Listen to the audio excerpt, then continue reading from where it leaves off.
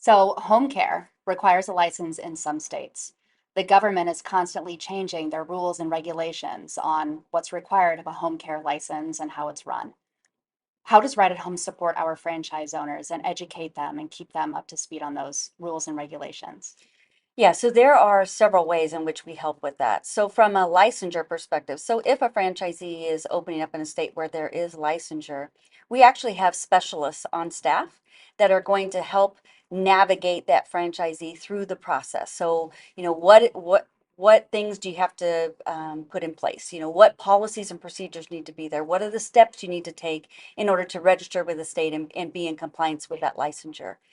And then, yes, there's constant rules and regulations and different legislation that happens both at state and federal level.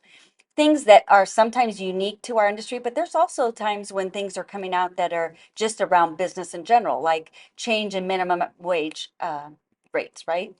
So we also have specialists that are watching what's happening at both a federal and a state level to make sure that we can then take that information and articulate it out to the system, to our franchise owners, so that they understand, what does that mean to me? What do I need to do? Are there things that I might need to change in my operating procedures in order to stay in compliance with those rules and regulations?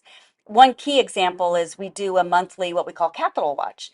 And it's really a look at what are things happening at a federal and state level so that everyone can kind of keep a pulse on what's happening there. But we also ask our franchise owners to be very active in their states and make sure that they're also keeping a finger on the pulse of what their local councils or their state legislatives representatives are doing so that we can make sure that they're always staying in compliance.